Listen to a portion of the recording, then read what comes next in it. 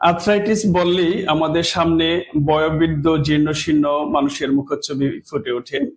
আর সাধারণত আমরা মনে করি বা কমন চিত্রটি হচ্ছে যে আর্থ্রাইটিস হচ্ছে বয়স্কদের রোগ, কিন্তু এই রোগে শিশুরাও আক্রান্ত হতে পারে এবং প্রধানত শিশুরাই আক্রান্ত হয় এমন একটি আর্থ্রাইটিস নিয়ে আজকে আলোচনা করব। সেটি হচ্ছে জুভেনাইল ইডিওপ্যাথিক আর্থ্রাইটিস, যেটি একটি অটো ইমিউন ডিজিজ।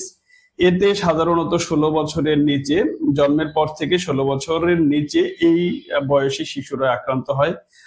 সাধারণত জয়েন্ট ইনফ্ল্যামেশন 6 সপ্তাহ বা তার বেশি সময় ধরে থাকে এবং এর পিছনে তেমন কোনো সুনির্দিষ্ট কারণ খুঁজে পাওয়া যায় না, যেমন ইনফেকশন, ট্রমা বা মেলিগন্যান্সি, এই ধরনের কোনো প্রমিনেন্ট কারণ খুঁজে পাওয়া যায় না। এজন্য এটাকে ইডিওপ্যাথিক বলা হয়। জুভেনাইল ইডিওপ্যাথিক আর্থ্রাইটিস শিশুদের একটি ক্রনিক কমন রিউমাটোলজিক্যাল ডিজিজ, যেটি সাধারণভাবে আর্থ্রাইটিস, কিন্তু এটি শিশুদের ক্ষেত্রে প্রযোজ্য। এর নাম হচ্ছে জুভেনাইল ইডিওপ্যাথিক আর্থ্রাইটিস। আজকে এই জিআইএ বা জুভেনাইল ইডিওপ্যাথিক আর্থ্রাইটিস নিয়ে আলোচনা করব। ভিডিওটি একটু বড় হবে, আপনারা আশা করি ধৈর্য নিয়ে আমার সাথে থাকবেন এবং বিষয়টি জানবেন, কারণ আপনার আশেপাশে আপনার পরিবারের কোনো শিশু এই রোগে আক্রান্ত হতে পারে বা আক্রান্ত ইতিমধ্যে আছে, অথবা আপনার বিষয়টি না জানার কারণে প্রপার ব্যবস্থা বা প্রপার চিকিৎসাটা নিতে পারছেন না। তো জিআইএ বা জুভেনাইল ইডিওপ্যাথিক আর্থ্রাইটিস বিষয়টি যদি আরেকটু বিস্তৃত করে বলি বা প্যাথোফিজিওলজি স্টাডি করি, তাহলে আমরা যে বিষয়টি জানতে পারবো সেটি হচ্ছে যে আমাদের যে শরীরের ইমিউন সিস্টেম রয়েছে, সেই ইমিউন সিস্টেমের কাজ হচ্ছে বাইরে থেকে যে কোনো জীবাণু শরীরে প্রবেশ করে যেন শরীরের ক্ষতি করতে না পারে সেটি প্রোটেকশন দেয়া। কিন্তু জিআই এর ক্ষেত্রে বা জুভেনাইল ইডিওপ্যাথিক আর্থ্রাইটিসের ক্ষেত্রে শরীরের ইমিউন সিস্টেম নিজস্ব সেল বা জয়েন্টের যে সেল রয়েছে সেই সেলকে ক্ষতিগ্রস্ত করে এবং নিজেই এই রোগটা সৃষ্টি করে। তো এটাই হচ্ছে এটার কারণ যদি আমরা আরেকটু বিস্তৃত ভাবে আলোচনা করি, তাহলে হচ্ছে জেনেটিক প্রিডিসপোজিশন থাকে। কিছু কিছু শিশুরা জন্মগত ভাবেই জিআই আক্রান্ত হওয়ার ঝুঁকি নিয়ে জন্মায়, অর্থাৎ তাদের জিনের মধ্যে বিশেষ করে HLA বা হিউম্যান লিউকোসাইড অ্যান্টিবডি জিন, এই জিনে প্রিডিসপোজিশন থাকে, বিশেষ করে DR4 বা তারপরে হচ্ছে গিয়া B27, এই জিনগুলো ডিস্টার্ব থাকে, যার জন্য ইমিউন সিস্টেম সেন্সিটিভ থাকে এবং এই জিআই আক্রান্ত হওয়ার সম্ভাবনা থাকে। এর বাইরে ট্রিগার ফ্যাক্টরের মধ্যে, উদ্দীপক কারণের মধ্যে বাইরে থেকে বিভিন্ন ব্যাকটেরিয়া, ভাইরাসের সংক্রমণ যদি থাকে, পরিবেশগত অন্য কোনো কারণ এই জেনেটিক ফ্যাক্টরটাকে আরো উদ্দীপ্ত করতে পারে বা এটাকে প্রমোট করতে পারে জিআই আক্রান্ত হওয়ার জন্য।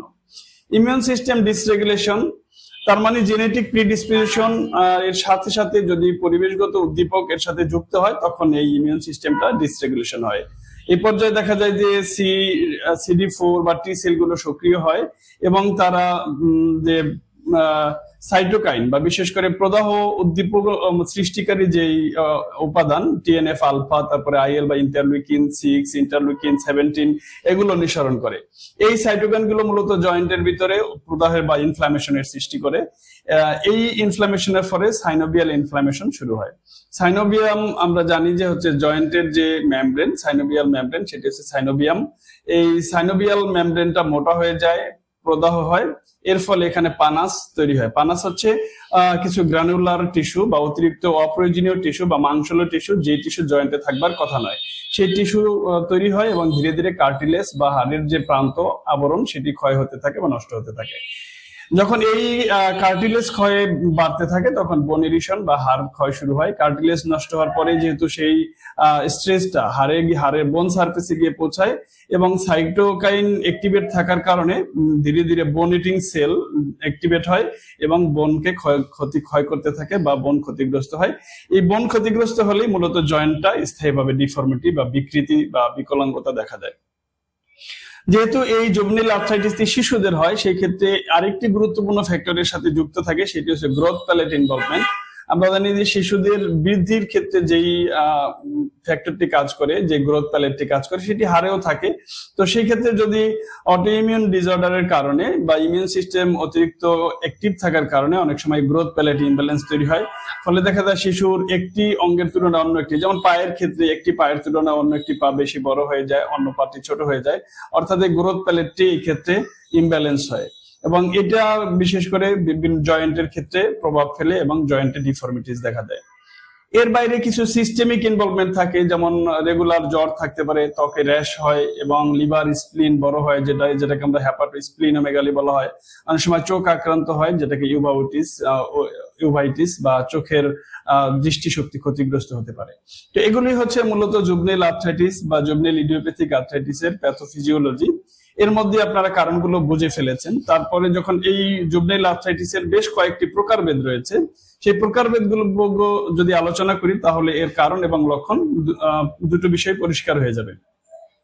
সবচেয়ে কমন যে জুভেনাইল আর্থ্রাইটিস সেটি হচ্ছে অলিগো আর্টিকুলার জিআইএ বা অলিগো আর্টিকুলার জুভেনাইল আর্থ্রাইটিস। সাধারণত এই ক্ষেত্রে 4টি বা তার চেয়ে কম জয়েন্ট এবং বড় বড় জয়েন্ট গুলো আক্রান্ত হয়, এটি হচ্ছে অলিগো আর্টিকুলার জিআইএ। সাধারণত বড় জয়েন্ট আক্রান্ত হয়, যেমন বড় জয়েন্টের মধ্যে আছে হাঁটুর জয়েন্ট, তারপর হচ্ছে পায়ের গোড়ালির জয়েন্ট এবং এলবো বা কনুই সন্ধির জয়েন্ট, এগুলো আক্রান্ত হয়।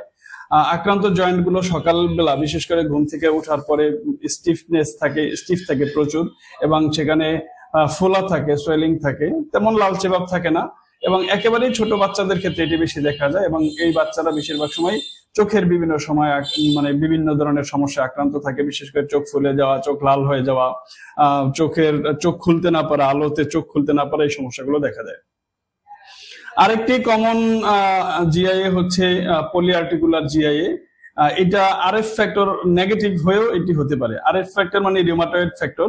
তো রিউমাটয়েড ফ্যাক্টরটি নেগেটিভ থাকার পরেও এই আর্থ্রাইটিস দেখা দিতে পারে। এটা হচ্ছে আরএফ নেগেটিভ আর্থ্রাইটিস বা পলিআর্টিকুলার জিআইএ। এটি সাধারণত 4-5টি অধিক বা 4-5টি জয়েন্ট আক্রান্ত হয়।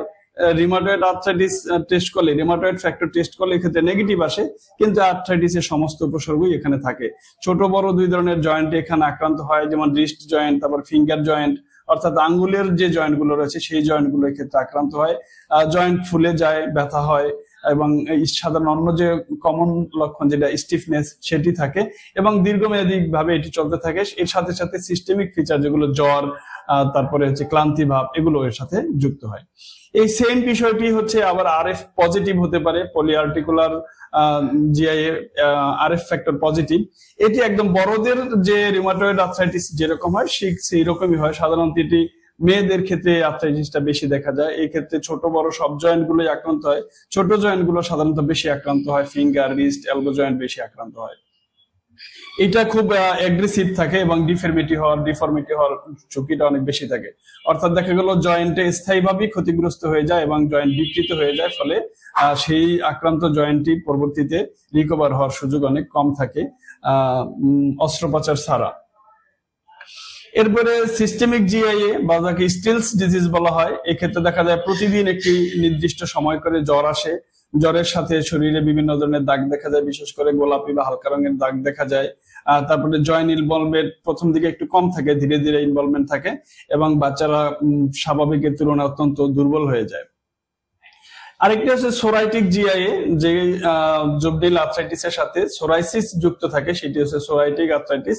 সাধারণত এই ক্ষেত্রে জয়েন্টের একসাথে সবগুলো জয়েন্ট আক্রান্ত হয় না, কিছু কিছু জয়েন্ট আক্রান্ত হয়, এবং তার সাথে সাথে আঙুলের, বিশেষ করে হাতের বা পায়ের যে নখ রয়েছে সেই নখ নষ্ট হয়ে যায়, এবং শরীরে চুলকানি থাকে, র্যাশ থাকে, এবং স্কিন খসখসে হয়ে যায়, তার সাথে জয়েন্টে পেইন থাকে। এটি হচ্ছে সোরাইটিক জুভেনাইল আর্থ্রাইটিস। তাহলে এই যে প্রকারভেদ গুলো আমি আলোচনা করলাম এবং তার লক্ষণগুলো আলোচনা করলাম, এর মধ্যে থেকে কিন্তু আপনারা সোরাইটিক আর্থ্রাইটিস, তারপরে হচ্ছে articular arthritis juvenile arthritis, polyarticular juvenile arthritis, তারপর হচ্ছে অলিগো আর্টিকুলার জুভেনাইল আর্থ্রাইটিস, অর্থাৎ এই যে শিশুদের আক্রান্ত হওয়ার যে বিষয়গুলো রয়েছে সেগুলো সম্পর্কে আশা করি একটি ধারণা পেয়েছেন। এই ক্ষেত্রে প্রধান কারণ হচ্ছে জেনেটিক কারণ। এইটার নামের মধ্যেই রয়েছে জুভেনাইল ইডিওপ্যাথিক আর্থ্রাইটিস, তার মানে হচ্ছে এর কারণটা সঠিকভাবে জানা যায় না। যেই কারণগুলো ধারণা করা যায় তার মধ্যে প্রধান হচ্ছে জেনেটিক কারণ। জেনেটিক কারণের জন্যই এখানে ইমিউন সিস্টেম ডিসরেগুলেশন হয়, অর্থাৎ ইমিউন ডিসঅর্ডার হয়, এবং ইমিউন সিস্টেম নিজেই এই জয়েন্টের যে সেলগুলো সেগুলো ক্ষতিগ্রস্ত করে, যার ফলে এই আর্থ্রাইটিস দেখা দেয়। তাহলে এই বিষয়টি আশা করি আপনারা বুঝতে পেরেছেন। এবার হচ্ছে এটি শনাক্ত করা। সাধারণত ক্লিনিক্যাল ফিচার, অর্থাৎ তার জয়েন্ট আক্রান্ত হবার লক্ষণ ধরন দেখেই আমরা, আবার শিশুদের মধ্যে যদি হয় সেই ক্ষেত্রে তো আমরা আর্থ্রাইটিস শনাক্ত করতে পারি। তারপরও কিছু কিছু মার্কার রয়েছে, যে মার্কার গুলো দিয়ে এটি শনাক্ত করা যায়। সাধারণত আর্থ্রাইটিস নির্ধারণের ক্ষেত্রে একেবারে সুনির্দিষ্ট কোনো টেস্ট নেই, অনেকগুলো টেস্টের কম্বিনেশনের মাধ্যমে এটি ধারণা করতে হয় এবং একটি পর্যায়ে ধারণাটি শনাক্তকরণ হিসেবে বিবেচিত হয়। যেমন ইএসআর পরীক্ষা করলে সেক্ষেত্রে ইনফ্লামেশন কি পরিমাণে রয়েছে সেটা দেখা যায়, সিআরপি পরীক্ষা করলেও ইনফ্লামেশনটা একিউট বা ক্রনিক সেই পর্যায়টি বোঝা যায়। অ্যান্টি নিউক্লিয়ার অ্যান্টিবডি টেস্ট বা অ্যানা টেস্ট করলে সেক্ষেত্রে বিশেষ করে অলিগো আর্টিকুলার জিআইএ বা তারপর ইউভাইটিস এগুলো রিস্ক ফ্যাক্টরটা কি পরিমাণে রয়েছে সেটা বোঝা যায়। রিউমাটয়েড ফ্যাক্টরটা পজিটিভ নাকি নেগেটিভ সেটি পরীক্ষা করে দেখা যায়। একেবারে সুনির্দিষ্ট করতে চাইলে সেই ক্ষেত্রে জেনেটিক টেস্ট করতে হবে, যেমন যে জিনগুলো সাধারণত এই ক্ষেত্রে ডিস্টার্ব হয় বা HLA-B27 এই জিন পরীক্ষা করা যায়, বিশেষ করে স্যাক্রোলাইটিস বা অ্যাস্থেসাইটিস রিলেটেড জিআইএ শনাক্ত করার জন্য। এর বাইরে কিছু ইমেজ টেস্ট করা যায়, যেমন জয়েন্টটা কি পরিমাণ ডিফর্মিটিস রয়েছে সেটি বুঝবার জন্য এক্সরে করা যেতে পারে বা এমআরআই করা যেতে পারে, তাহলে জয়েন্টের পজিশনটা সম্পর্কে ধারণা করা যায়। তো এই সমস্ত কম্বাইন পরীক্ষাগুলোর মাধ্যমে আসলে জুভেনাইল ইডিওপ্যাথিক আর্থ্রাইটিস বা অটোইমিউন রিলেটেড যে আর্থ্রাইটিস এর নাম বললাম আমি, সেই আর্থ্রাইটিসটি শনাক্ত করা যায়। শনাক্ত হয়ে গেলে এবার চিকিৎসার বিষয়টি চলে আসে। যেহেতু এটি একটি অটোইমিউন ডিসঅর্ডার, ফলে এই ক্ষেত্রে চিকিৎসার মূল লক্ষ্য হচ্ছে ইমিউন সিস্টেমকে মডিউলেট করা। বর্তমানে যে পেইন রয়েছে, ইনফ্লামেশন রয়েছে, স্টিফনেস রয়েছে, রিজিডিটি রয়েছে, সেগুলোকে উপশম দেয়া এবং হাড়ের যে কার্টিলেজ রয়েছে সেই কার্টিলেজ গুলোকে রক্ষা করা, যাতে নতুন করে আর ক্ষতি না হয়। তাহলে এই তিনটি পারসেপশন হচ্ছে আমাদের চিকিৎসার লক্ষ্যবস্তু। একটি হচ্ছে বর্তমানে যে প্রদাহ রয়েছে সেই প্রদাহ কন্ট্রোল করা, ইমিউন সিস্টেমকে পিসফুল করা যে সে নতুন করে আক্রমণ না করে, আর হচ্ছে গিয়ে কার্টিলেজ এবং বোন প্রোটেকশন দেওয়া যাতে সেটি ক্ষতিগ্রস্ত না হয়। তাহলে আমরা প্রথমে যদি প্রদাহ কমানোর কথা বলি, সেক্ষেত্রে আমাদের হোমিওপ্যাথিতে যে সমস্ত মাদার টিংচার রয়েছে তার মধ্যে অ্যান্টি ইনফ্ল্যামেটরি, বিশেষ করে এই আর্থ্রাইটিসের ক্ষেত্রে সেই ক্ষেত্রে জিঞ্জিবার অফিসিনালিস, তারপরে রয়েছে ক্যাপসিকাম এবং কারকুমা লঙ্গা, তারপরে রাস্টক্সিকোডেন্ড্রন, এগুলো এই আর্থ্রাইটিসের যে ইনফ্ল্যামেশন সেই ইনফ্ল্যামেশন কমিয়ে আনতে পারে। বিশেষ করে জিঞ্জিবার অফিসিনালিস বা যাকে আদা ওষুধ হিসাবে না খেয়েও আমরা পেশেন্টদেরকে বাসায় বিভিন্ন ভাবে সেটি কুসুম গরম জলে কিংবা সরাসরি বা বিভিন্ন ভাবে আদা সেবনের পরামর্শ দিতে পারি। সেটি আদার মধ্যে যে জিঞ্জিরল রয়েছে সেটি কিন্তু জয়েন্টের পেইন, তারপর স্টিফনেস, রিজিডিটি কমিয়ে এর মোবিলিটি বাড়াতে সাহায্য করতে পারে। এর বাইরে কারকুমা লঙ্কা হচ্ছে হলুদ, সেই ক্ষেত্রে আমরা পেশেন্টকে সরাসরি কুসুম গরম জলের সাথে হলুদ মিশিয়ে খাওয়ার পরামর্শ দিতে পারি, একদম খাঁটি হলুদ। তো সেই ক্ষেত্রে এবং ঔষধ আকারে দিলে এটার মাত্রাটা পরিমিত থাকে, সেই হিসাবে আমরা কোনো প্রকার ঝুঁকি না নিয়ে ওষুধ হিসেবে দিতে পারি জিঞ্জিবার অফিসিনালিস, তারপর কারকুমা লঙ্কা। এর বাইরে ক্যাপসিকামও এই ক্ষেত্রে তীব্র পেন, ইনফ্ল্যামেশন রোধ করার ক্ষেত্রে গুরুত্বপূর্ণ ভূমিকা পালন করতে পারে। তাহলে এরপর হচ্ছে ইমিউন সিস্টেম মডুলেশন করা। আমাদের ইমিউন সিস্টেম মডুলেশন করার জন্য আমরা জানি সবচেয়ে কমন এবং ভালো মেডিসিন হচ্ছে উইটানিয়া সোমিনিফেরা বা অশ্বগন্ধা। অশ্বগন্ধা আমাদের দেহের যে সিস্টেম, সেই সিস্টেমকে, ইমিউন সিস্টেমকে পিসফুল করতে পারে এবং সকল ধরনের ওভার অ্যাক্টিভিটি, হাইপার অ্যাক্টিভিটি রোধ করে এটি খুব গুরুত্বপূর্ণ ভূমিকা পালন করতে পারে। এর বাইরে রয়েছে টিনোস্পোরা কর্ডিফোলিয়া, এটিও একটি ইমিউন বুস্টার প্লান্ট মেডিসিন। এর আগে আমি যে অ্যান্টি ইনফ্ল্যামেটরি হিসেবে কারকুমা লঙ্কার কথা বলেছি, সেই কারকুমা লঙ্কা একই সাথে কিন্তু ইমিউন মডুলেশন করতে পারে। তাহলে আমরা ইমিউন মডুলেশনের জন্য বললাম অশ্বগন্ধা, টিনোস্পোরা কর্ডিফোলিয়া এবং কারকুমা লঙ্কা। অ্যান্টি ইনফ্ল্যামেটরি হিসেবে আমি বলেছি কারকুমা লঙ্কা এবং জিঞ্জিবার অফিসিনালিস, ক্যাপসিকাম।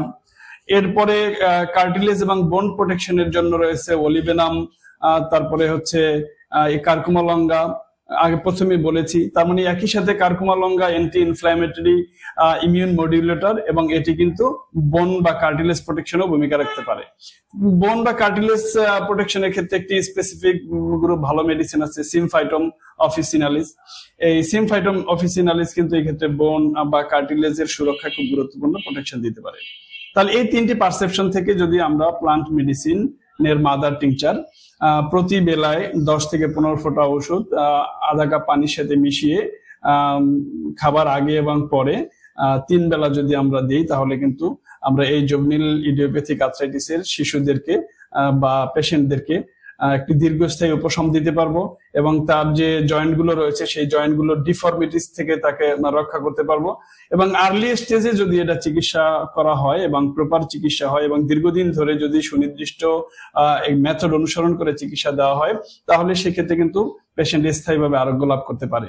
অন্যথায় অর্থাৎ এটি যদি চিকিৎসা শনাক্ত করতে দেরি হয়, চিকিৎসা নিয়মিত এবং সঠিক গাইডলাইন অনুসারে না হয়, তাহলে এগুলো কিন্তু স্থায়ীভাবে এই জয়েন্ট গুলো ডিফর্মিটি দেখা দিতে পারে, অর্থাৎ জয়েন্ট গুলোর তার স্ট্রাকচার নষ্ট হয়ে যেতে পারে এবং এক প্রকার এটি অঙ্গহানি বা অঙ্গ বিকৃতির দিকে নিয়ে যেতে পারে।